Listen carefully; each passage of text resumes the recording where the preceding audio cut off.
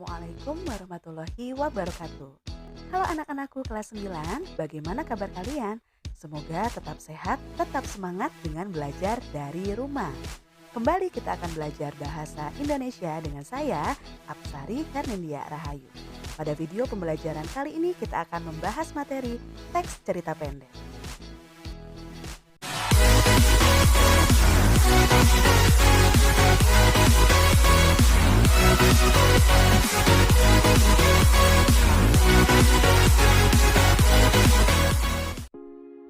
Ada 4 kompetensi dasar yang harus kalian kuasai melalui pembelajaran teks cerita pendek ini. Yang pertama, kalian mengidentifikasi unsur pembangun karya sastra dalam teks cerpen. Kemudian kalian menyimpulkan unsur-unsur pembangun karya sastra dengan bukti yang mendukung dari cerpen. Setelah kalian mengidentifikasi dan menyimpulkan, kalian menelaah struktur dan aspek kebahasaan cerita pendek yang dibaca atau didengar. Terakhir, kalian mengungkapkan pengalaman dan gagasan dalam bentuk cerita pendek dengan memperhatikan struktur dan kebahasaan. Pada video pembelajaran kali ini kita akan fokus membahas materi mengidentifikasi dan menyimpulkan unsur-unsur pembangun karya sastra. Ada 3 tujuan pembelajaran yang harus kalian capai melalui video pembelajaran ini. Yang pertama, kalian dapat mendata unsur pembangun karya sastra dalam teks cerita pendek. Yang kedua, kalian dapat menjelaskan unsur-unsur pembangun karya sastra dengan bukti yang mendukung dalam cerpen. Dan yang terakhir, kalian dapat menyimpulkan unsur pembangun karya sastra dengan bukti yang mendukung dalam cerita pendek. Sebelum kita bahas materi hari ini, kalian baca dulu cerpen yang berjudul Selembar Daun yang Jatuh ke Bumi. Selamat membaca. Selembar daun yang jatuh ke bumi. Cerpen Nina Rahayu Nadea. Hatiku selembar daun, melayang, jatuh di rumput. Nanti dulu, biarkan aku sejenak berbaring di sini. Ada yang masih ingin kupandang, yang selama ini senantiasa luput. Sesaat adalah abadi. Sebelum kau sapu taman setiap pagi. Sapardi Djoko Damono.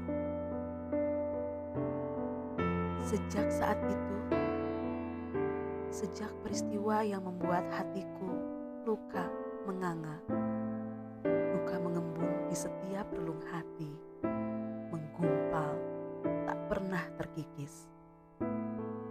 Begitu banyak waktu yang kuluangkan hanya sekadar untuk mengingatmu. Aku tak akan pernah melupakanmu. Melupakanmu dalam sedetik adalah sebuah kebodohan. Aku ingin menjadi selembar daun yang terkadang dilupakan banyak orang. Namun tanpa disadari, ia akan menjadi sebuah keberuntungan untuk kegemburan. Tanpa pernah ia berontak. Aku ingin menjadi selembar daun tanpa ada penghalang berada di pusaramu. Kokoh menemanimu dalam sebuah haribaan panjang. Walau terombang-ambing terbawa angin, namun hakiki bersama dalam taman abadimu. Melayang nyata kemanapun tanpa beban. Kemanapun angin menerbangkannya dengan senang hati, melayang tanpa sungkan. Aku ingin menjadi selembar daun yang terbang kemanapun sesuka angin datang dan pergi melayang tanpa pernah ada yang menghalang. Maka biarkan aku pergi tanpa ada beban yang bersarang. Aku buka jendela kamar, menatap nanar pandangan ke depan. Angin yang terkadang mendesir, kadang menderu, mempermainkan dedaunan yang terlihat. Ada di antaranya yang jatuh berguguran ke bumi. Selembar daun terakhir tak luput dari pandangan. Ia jatuh ke bumi. Aku memandangnya lekat, memandang daun yang baru saja jatuh. Aku jadi begitu mengingatmu. Aku ingin menjadi selembar daun. Ingin sebenarnya kusapu taman depan rumah ini sesuka hati. Namun, aku masih ragu kenangan tentang kita akan berakhir. Jangan pernah seseorang atau siapapun menyapu taman. Namun, apakah aku harus menerus seperti ini? Sekadar ketakutan untuk selalu jauh darimu.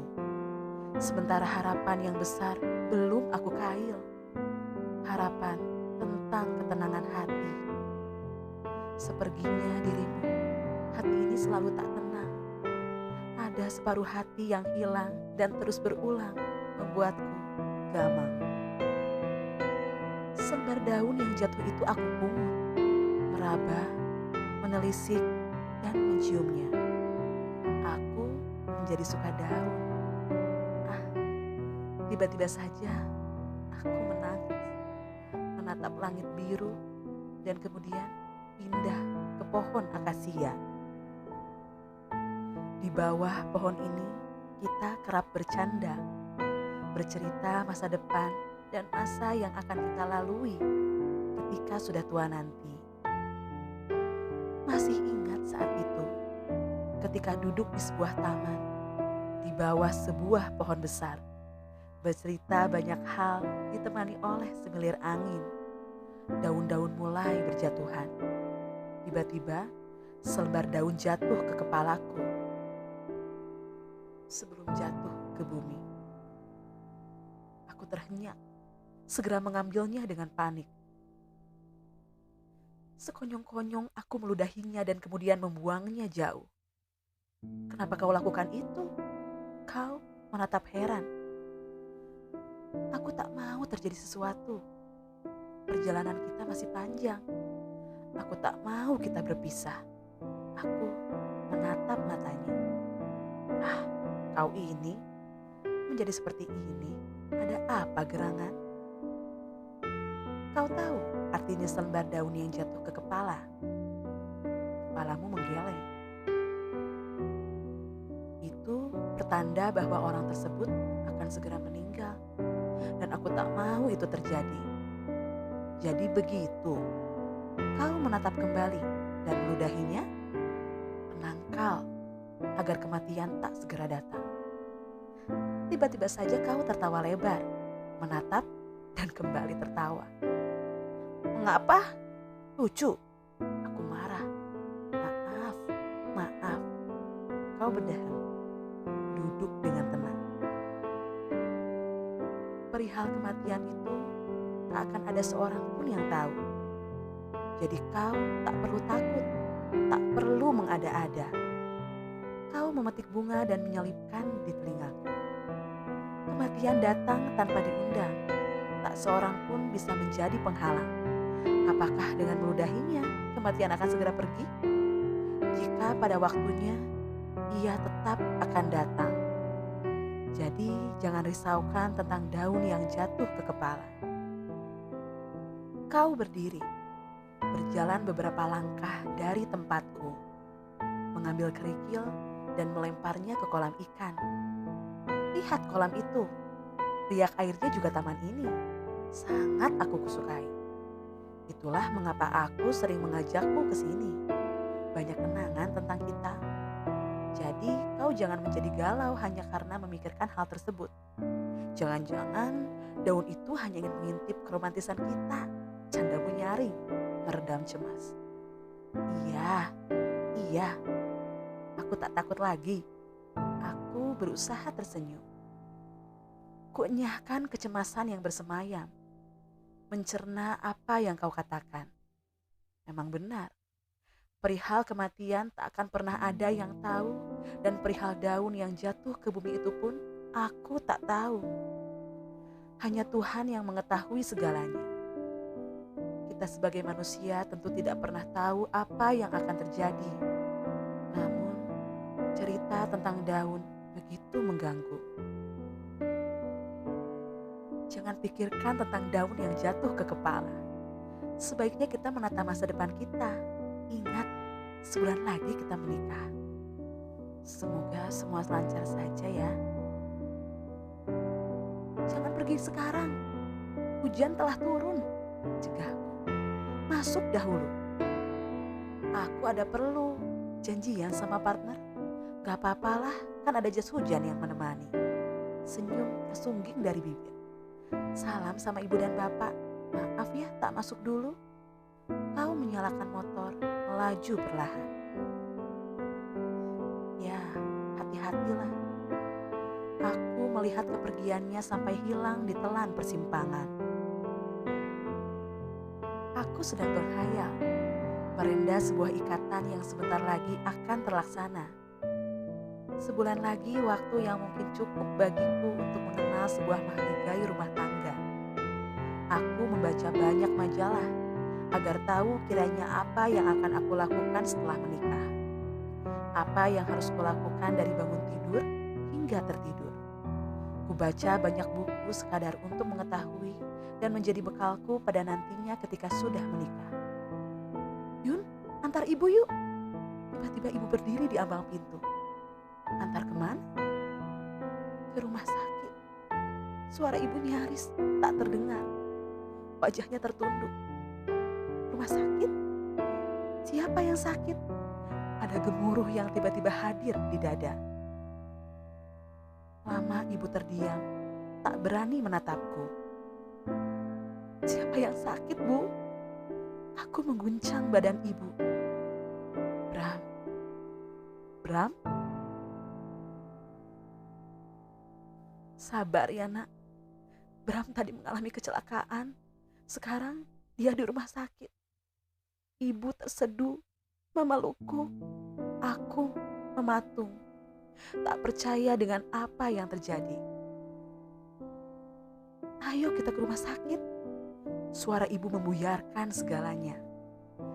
Seketika aku menangis dan menjerit. Sabar nak, berdoalah. Jangan kau siakan waktu untuk menangisi apa yang terjadi. Lebih baik kita segera ke rumah sakit. Bram, kiranya doa yang meluncur dari bibir ini kurang kuat, atau mungkin tak terdengar Tuhan karena ternyata kemudian kau dipanggil olehnya tanpa mengucap kata untukku. Hanya senyum indah yang kulihat dari bibirmu. Kau bahagia melepas dunia tanpa ada beban, tanpa ada kegundahan. Tak ragu kau tinggalkan aku seorang diri yang kuyup dengan duka. Dan tahukah kau Bram, sejak itu aku begitu memuja daun. Selembar daun yang jatuh ke bumi selalu menjadi perhatianku. Aku ingin menjadi daun, membiarkannya terbang melayang kemanapun tanpa beban. Membiarkan hati ini melayang pergi entah kemana. Sepoi angin, desir angin akan selalu menata hati ini di sini. Hatiku selembar daun melayang jatuh di rumput.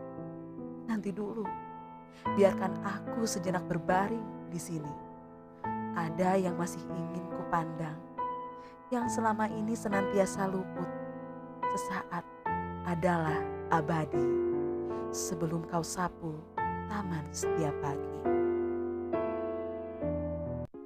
Ya, itu tadi cerpen yang berjudul Selembar Daun yang Jatuh ke Bumi. Bagaimana ceritanya? Menarik kan? Ya, sebelum kita masuk ke materi, saya mau bertanya dulu nih. Apa yang kalian ketahui tentang cerpen? Mungkin sebelumnya kalian sudah pernah atau bahkan sering membaca cerpen. Atau bisa jadi ini pengalaman pertama kalian dalam membaca cerpen. Yuk, sekarang kita berkenalan dulu dengan cerpen. Cerpen alias cerita pendek adalah bentuk karya sastra berupa prosa yang menggambarkan suatu tokoh serta lingkungannya, disertai berbagai permasalahan dan solusi dari permasalahan tersebut. Nah, cerpen ini termasuk ke dalam teks narasi, karena teks narasi ini memaparkan terjadinya suatu peristiwa, baik itu peristiwa rekaan maupun peristiwa kenyataan. Ya, jadi cerpen itu akronim dari cerita pendek berupa teks narasi yang menggambarkan atau menceritakan peristiwa sehari-hari. Nah, yang membedakan cerpen dengan karya sastra lain yaitu pertama nih, cerpen ini biasanya temanya itu mengambil dari kehidupan sehari-hari. Kemudian dapat habis dibaca dalam sekali duduk. Maksudnya dalam beberapa menit cerpen ini bisa beres kalian baca. Seperti cerpen yang baru saja kita baca tadi ya, yang berjudul Selembar Daun yang Jatuh ke Bumi. Kemudian masalah yang disajikan hanya masalah utama saja. Jadi permasalahannya tidak terlalu kompleks. Biasanya fokus pada satu permasalahan karena menggunakan alur tunggal. Dan penokohannya pun sederhana. Jadi tokoh-tokohnya tidak begitu banyak. Contohnya cerpen yang tadi hanya ada 3 tokoh dalam ceritanya. Yaitu tokoh aku, tokoh Bram, dan tokoh ibu. Nah, yang terakhir memuat pesan moral. Karena memang semua atau setiap karya sastra itu memuat pesan moral yang ingin disampaikan oleh penulis kepada pembacanya.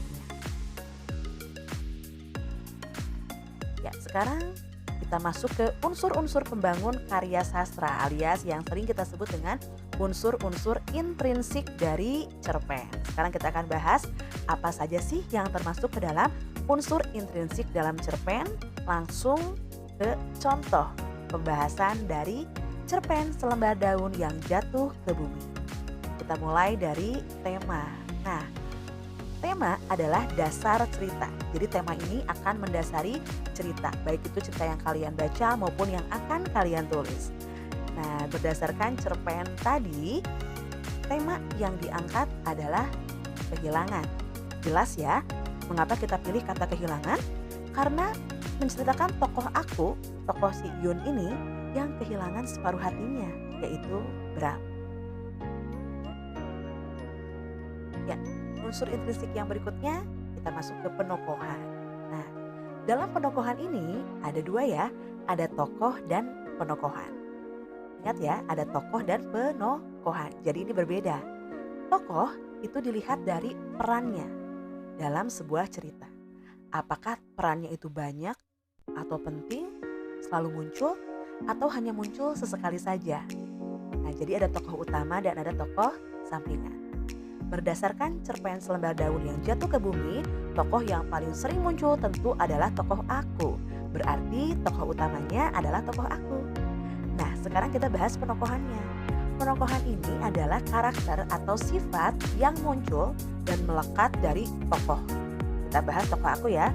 Penokohan dari tokoh aku ini berwatak peduli. Mengapa kita katakan peduli?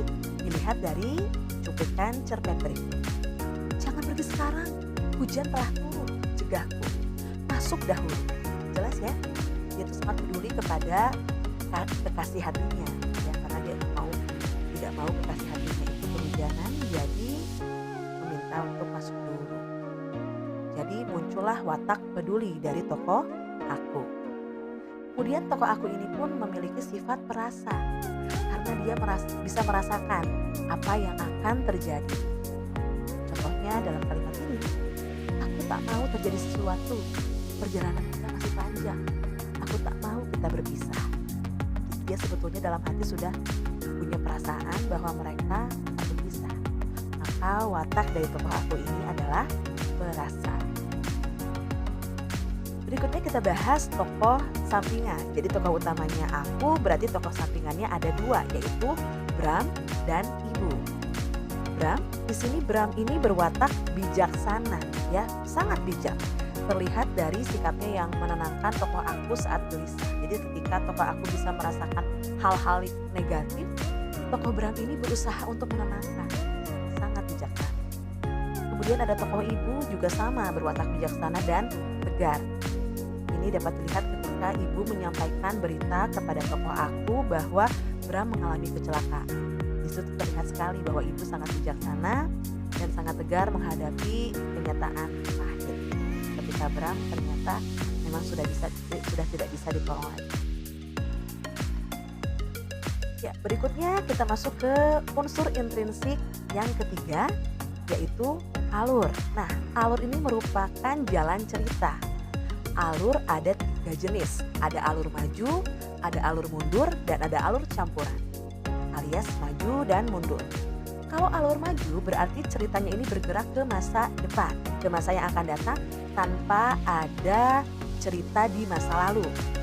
Jadi tidak ada yang menceritakan kembali. Tetapi kalau alur mundur itu semuanya kejadian yang terjadi adalah peristiwa yang ada di masa lalu diceritakan kembali. Itu berarti alurnya mundur. Kalau alur campuran, gabungan antara maju dan mundur. Jadi ada cerita yang bergerak ke masa depan dan ada juga cerita yang flashback alias mundur, mengingat kejadian di masa lalu. Nah, cerpen ini menggunakan alur maju mundur alias alur campuran. Karena di awal diceritakan kejadian masa kini ya. Ketika si tokoh aku sedih mengingat kejadian di masa lalunya ketika kehilangan kekasihnya. Begitu. Jadi alurnya jelas ya, alur campuran. Kemudian masuk ke unsur intrinsik, latar atau setting. Nah, latar ini dibagi menjadi 3. Ada latar ruang atau latar tempat, ada latar waktu, dan ada latar suasana. Di mana tempatnya, kapan terjadinya peristiwa, dan bagaimana suasana dalam cerita. Nah, latar tempat, kalian pastikan di mana saja peristiwa itu terjadi. Contohnya yang pertama terjadi di kamar, karena dalam petikan cerpen tertulis, aku buka jendela kamar, berarti tokoh aku sedang berada di dalam kamar. Yang kedua, kejadiannya ada di taman. Sesuai dengan kalimat ketika duduk di sebuah taman.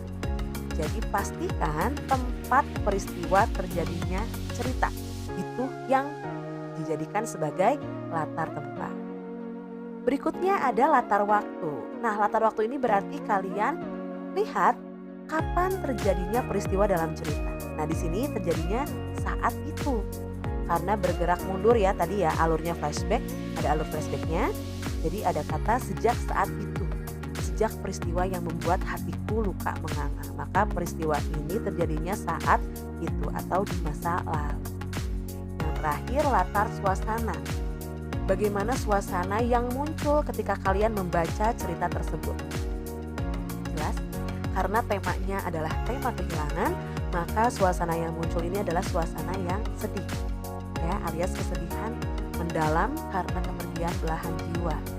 Itu ada kalimat sejak peristiwa yang membuat hatiku luka. Nah, itu tadi pembahasan alur dan latar. Kita masuk ke pembahasan unsur intrinsik berikutnya, yaitu sudut pandang atau yang sering kita sebut sebagai point of view. Nah, point of view alias sudut pandang ini terbagi menjadi 2. Ada sudut pandang orang pertama dan ada sudut pandang orang ketiga. Ciri khasnya mudah dibedakan. Sudut pandang orang pertama menggunakan tokoh aku sebagai salah satu tokohnya.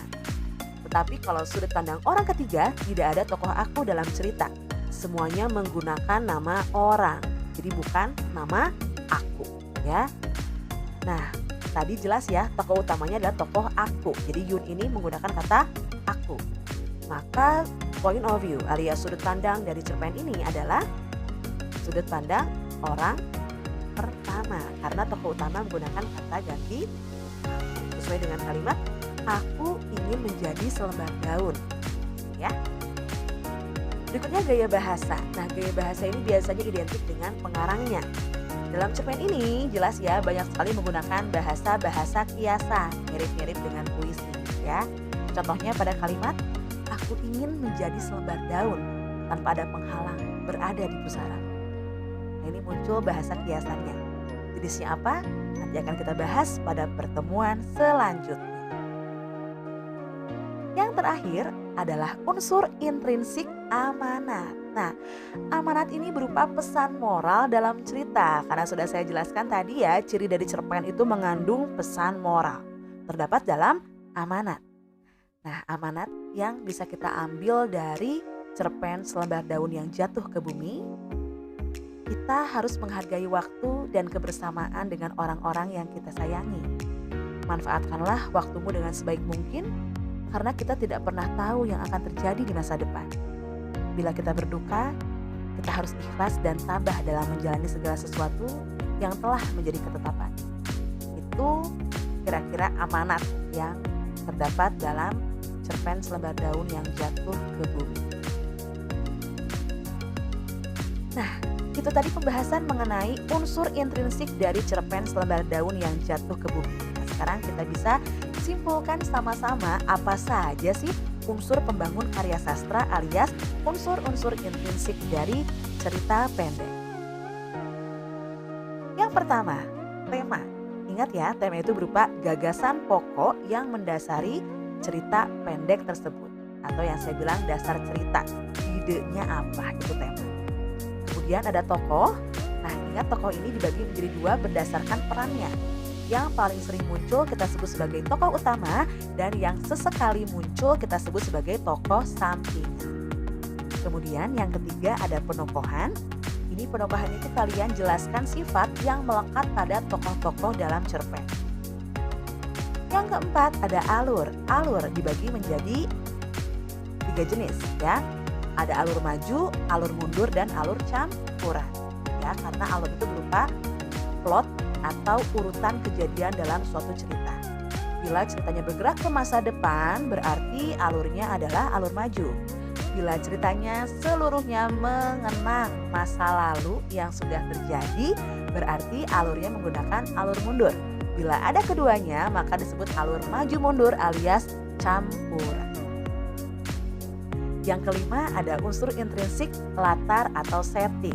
Ini juga terbagi menjadi 3 jenis, yaitu latar tempat, latar waktu, dan latar ruang.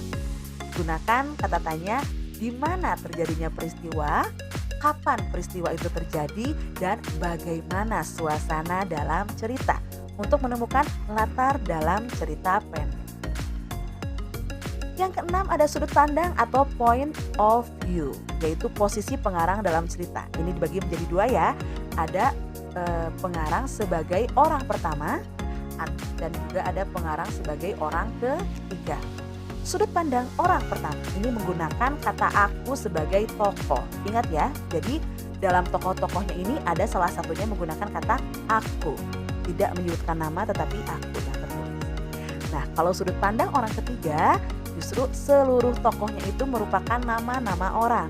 Jadi tidak menggunakan kata aku sebagai penamaan tokoh. Itu bila sudut pandang orang ketiga. Kemudian yang ketujuh, gaya bahasa nih. Ciri khas dari pengarang dalam mengungkapkan kalimat dalam cerita. Nah, gaya bahasa ini biasanya ada 2. Ada pengarang yang menceritakan cerpen menggunakan bahasa sehari-hari alias bahasa yang lugas atau mudah dimengerti. Ada juga pengarang yang memilih bahasa-bahasa yang cantik alias bahasa kiasan untuk memperindah kata-kata dalam cerpennya. Itu gaya bahasa ya. Ada yang kiasan, ada yang lugas. Yang terakhir ada amanat, pesan moral dalam cerita yang disampaikan oleh penulis kepada pembacanya.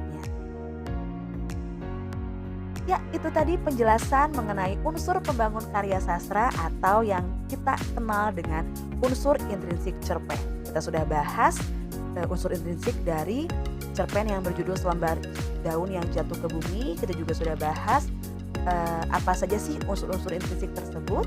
Nah, sekarang giliran kalian untuk menunjukkan kompetensi dalam materi hari ini. Bacalah kembali cerpen Kakek Pencari Kayu Bakar yang sudah kalian baca pada pertemuan minggu lalu. Kemudian analisislah unsur-unsur intrinsik yang ada di dalamnya. Jangan lupa sertakan bukti kalimat dalam cerita. Nah, kalian juga bisa mengklik LKPD-nya supaya lebih jelas. Langsung kalau sudah beres, kumpulkan tugasmu melalui Google Classroom. Ya, kita tutup video pembelajaran kali ini dengan kata motivasi. Bila kamu tidak tahan lelahnya belajar, maka kamu akan menanggung perihnya kebodohan. Itu kata motivasi dari Imam Syafi'i. Ya, kita akan berjumpa lagi pada video pembelajaran lainnya, yaitu membahas struktur teks cerita pendek dan aspek kebahasaan dari teks cerita pendek. Terima kasih, sampai jumpa pada video-video pembelajaran berikutnya. Tetap sehat, tetap semangat dengan belajar dari rumah.